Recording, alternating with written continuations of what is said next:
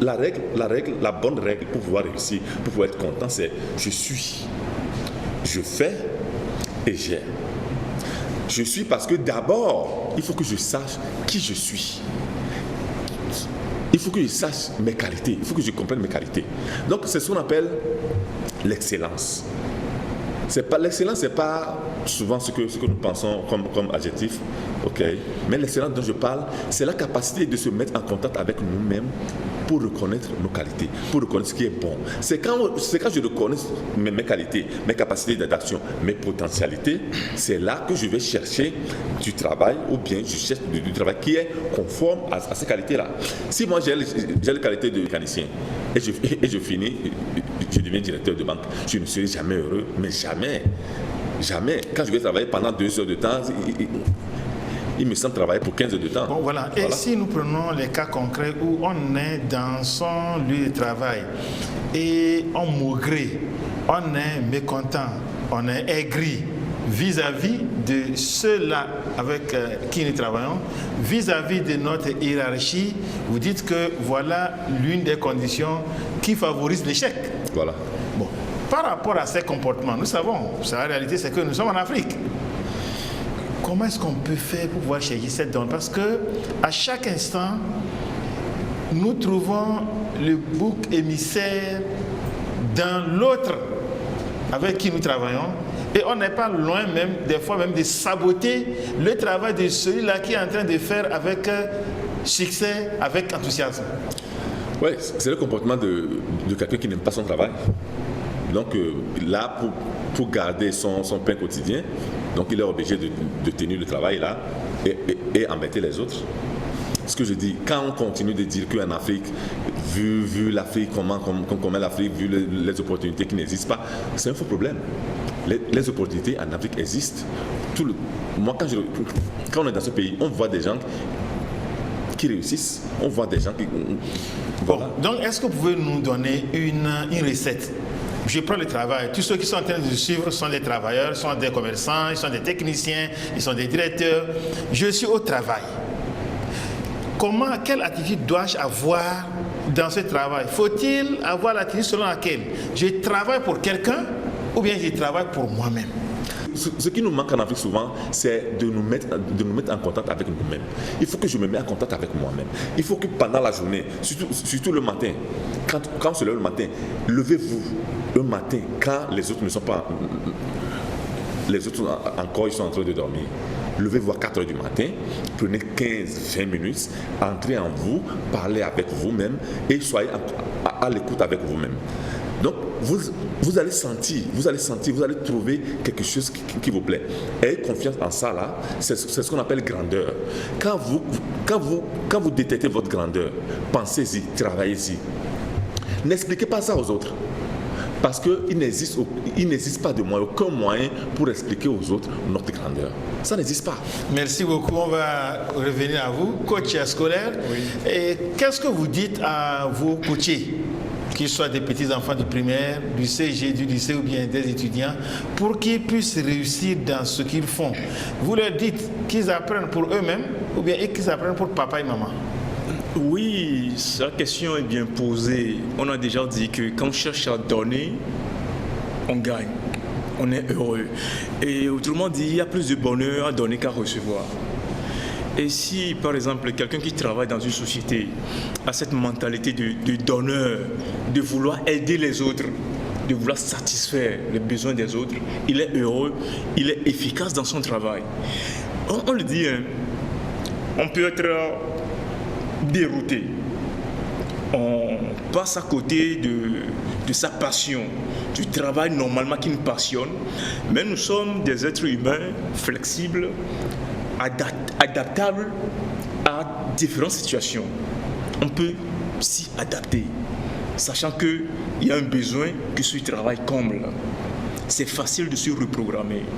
Supposons que je travaille dans un cabinet en tant que comptable et je ne suis pas trop bien avec le chiffre. Mais je suis mal orienté, je suis arrivé là, le travail là me permet de subvenir aux besoins de ma famille. Mais je connais bien ma passion. Ma passion, par exemple, c'est l'art oratoire, être orateur par exemple. Mais je peux déterminer, continuer ce travail sur 5 ans et préparer mon entrée dans l'art oratoire.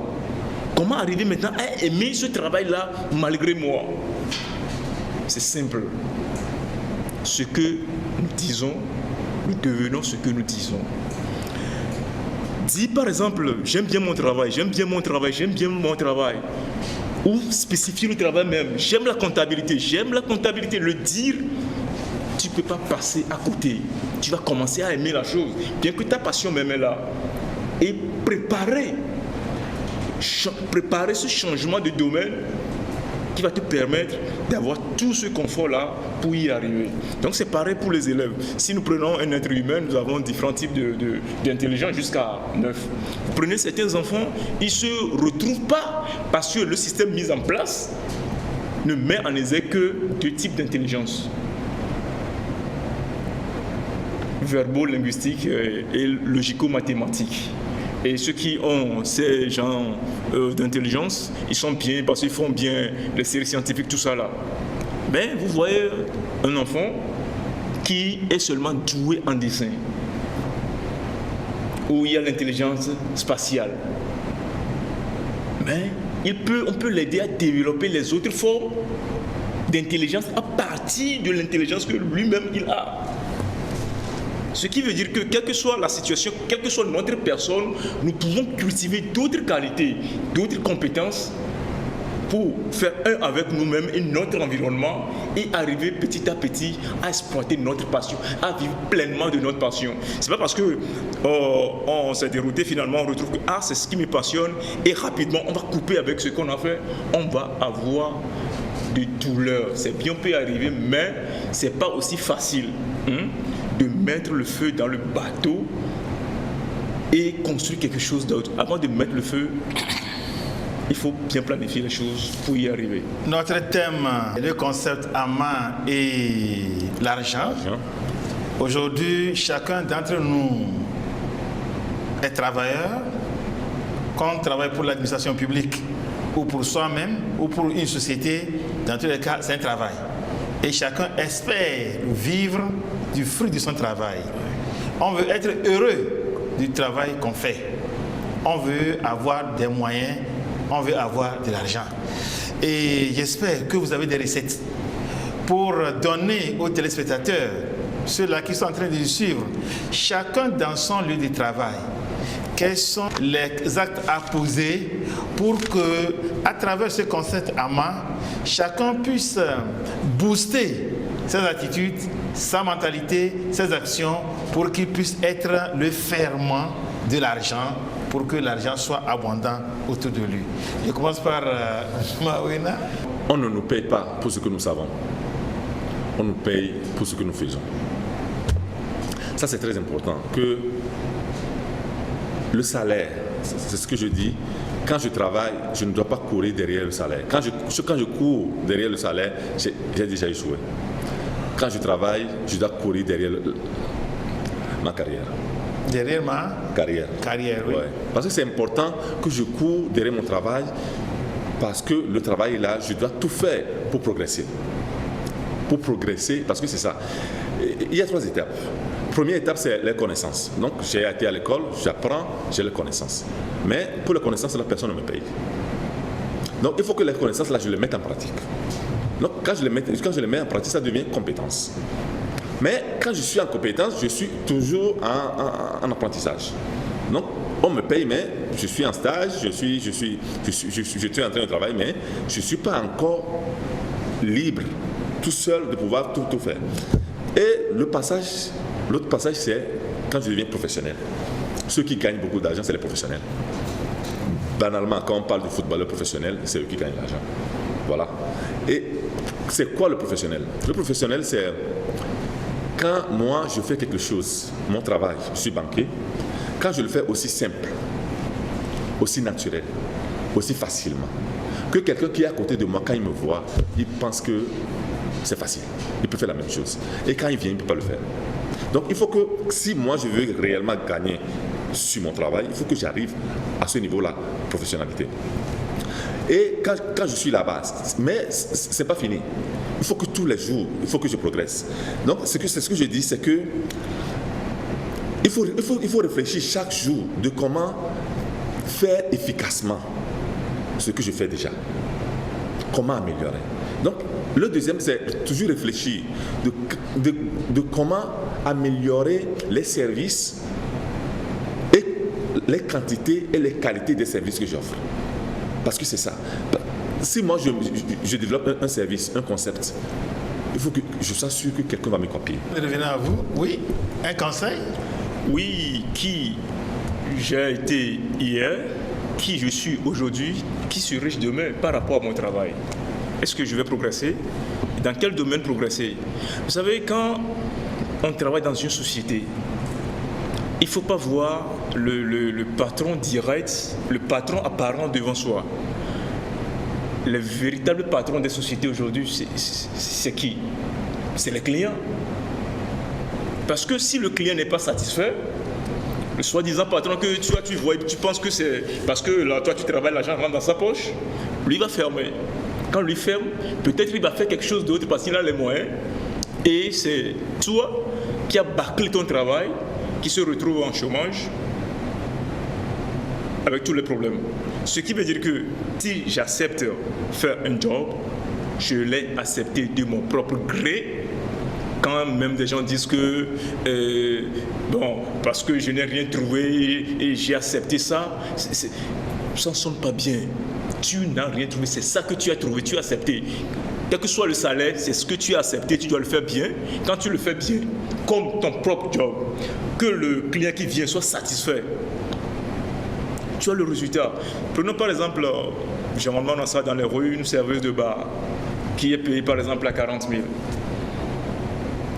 Tu vas dans ce bar pour prendre juste une bouteille et elle te sert bien, elle est accueillante, respectueuse. Avant de partir, tu fais quoi? Tu es obligé. Tu donnes quelque chose. Tu donnes quelque chose. Donc cela veut dire que son professionnalisme lui fait gagner quelque chose au-delà de son petit salaire qu'on va lui donner. Comme Mawena l'a dit. Merci beaucoup. Deuxième recette, Mawena. Et deuxième recette, il faut que chaque jour je progresse. Il faut que chaque jour j'apprenne quelque chose. Une personne qui veut progresser dans la vie ne peut pas passer une journée sans lire. Sans lire quelque chose. Il faut qu'on apprenne à lire. Il faut qu'on arrête de passer des heures devant la télévision, devant des feuilletons que des Chinois ils ont fait, que les Européens ils ont fait avec leur culture. Et puis quand ici je vais travailler ou bien même dans mes relations de couple, je vais idéaliser mes rapports par rapport à ça. Non. On perd de temps derrière ces choses. Aujourd'hui, la personne qui veut progresser, la personne qui veut gagner, apprend à lire. Parce que c'est dans les livres, c'est dans les recherches qu'on apprend à progresser. Moi, j'essaie d'apprendre. Pour la deuxième recette, on redonne la parole à Sodoko pour sa deuxième recette. Oui, la deuxième recette, c'est d'être enthousiaste. Enthousiaste. De faire tout avec joie. On ne peut jamais réussir en n'étant pas heureux. Le bonheur, ça n'a pas un lien forcé avec quelque chose. Par exemple, si on me demande est-ce que ma femme me rend heureux, je dis non, je suis heureux avec elle. Ce qui veut dire qu'avant j'étais heureux, quand elle est rentrée dans ma vie, je suis heureux. Donc tout ce que nous allons faire, quel que soit le domaine, faisons-le avec enthousiasme, avec joie, et nous allons avoir le résultat. Et comme on l'a dit, il faut que les mentalités changent. La première des choses, qu'est-ce que je veux? Quelles que soient les recettes, quel que soit, même si on met une baguette magique à notre possession, si nous avons une petite pensée, c'est cette pensée que la baguette magique va réaliser. Voilà, vous allez donner votre troisième recette et on commence à clôturer comme ça. Voilà. Votre troisième recette? Tout simplement l'honnêteté. L'honnêteté. C'est très important professionnellement. Si moi je travaille et que je ne suis pas honnête, que je ne dis pas la vérité, que je ne finis pas ce que Il faut arriver à développer dans sa profession, je fais ce que je dis ce que je fais. N'importe qui fait honnêtement son travail. Parce que quand on donne des services, le service, ce n'est pas pour le professionnel, c'est pour le client. Mon service, c'est de résoudre des problèmes aux clients. Mais tous les clients cherchent une chose, qualité et paiement. Nous tous qui travaillons, on doit bien y penser. Qualité, donner des qualités et être honnête. Merci. L'honnêteté dans le pour travail. la troisième recette. Ce deux points, troisième recette. Oui, chercher à donner à plus de gens. Quand on veut aider peu de gens, on gagne peu. Quand on veut aider beaucoup de gens, on gagne beaucoup. Donc soyons prêts à vouloir donner à beaucoup de gens et ne diabolisons pas l'Afrique. Oui, je crois que nous sommes africains, on demeure sur africain. Personne n'est prêt à diaboliser l'Afrique. Et avant de terminer, est-ce que l'argent fait le bonheur? L'argent, ça, on l'a tout dit, on le dit toujours, l'argent ne fait pas le bonheur. Si l'argent ne fait pas le bonheur, l'argent ne contribue même pas au bonheur. Mais l'argent donne la liberté. L'argent donne l'efficacité. La vie, est-ce qu'on peut comparer l'argent à la vie? Je suis en vie, en principe je suis heureux, je dois être heureux. Et maintenant, il y a des apports, des additions, me fait vivre ce bonheur-là. Je suis heureux, j'ai de l'argent, ça me permet maintenant de faire ce que je veux comme il a dit. Donc, ce qui veut dire que l'argent, bien, on peut l'avoir et être malheureux, ça dépend de l'état d'esprit de la personne. On peut ne pas l'avoir et être malheureux. Ce qui veut dire que, quel que soit ce que nous faisons, quel que soit notre niveau social, cultivons le bonheur, cherchons l'argent, pas seulement pour nous aider nous-mêmes, pour aider ceux qui sont dans le besoin. Il y en a plein, c'est comme ça que nous pouvons construire le pays, l'Afrique, le monde, pour que ça soit plus vivable. Voilà, chers téléspectateurs, ce qui met fin à ce numéro de ID. Nous avons parlé du concept AMA, à savoir attitude, mentalité, action, et l'argent. Avec mes deux invités, nous avons compris que notre devenir, notre richesse dépend de notre attitude, dépend de notre mentalité et enfin de nos actions. Si nous arrivons au bout de chaque projet que nous avons, au bout de chaque initiative que nous avons, à faire le premier pas en action, nous allons certes vers la réussite. Mais faut-il que nous changions nos attitudes et nos mentalités? L'argent est toujours attiré par rapport à notre manière d'agir, à notre manière de penser, à l'attrait que nous avons vis-à-vis de ce que Coach Mawen a appelé les idées. L'argent, selon lui, ce n'est pas les papiers, mais ce sont plutôt les idées. Un homme avec de bonnes idées, avec des idées riches, sera riche. Un homme avec des pauvres idées sera pauvre. Optons pour les idées riches pour que nous soyons riches. Nous allons nous retrouver la semaine prochaine pour un autre numéro de votre émission Idées. Avant de vous quitter, mes remerciements à la technique, tous ces jeunes garçons et ces jeunes filles qui, par rapport à leur technicité, vous permettent de suivre toujours votre émission préférée. Vous, chers téléspectateurs, très content de vous savoir très nombreux et je vous invite à encore l'être plus les prochaines fois. D'ici là, portez-vous bien. Bye bye.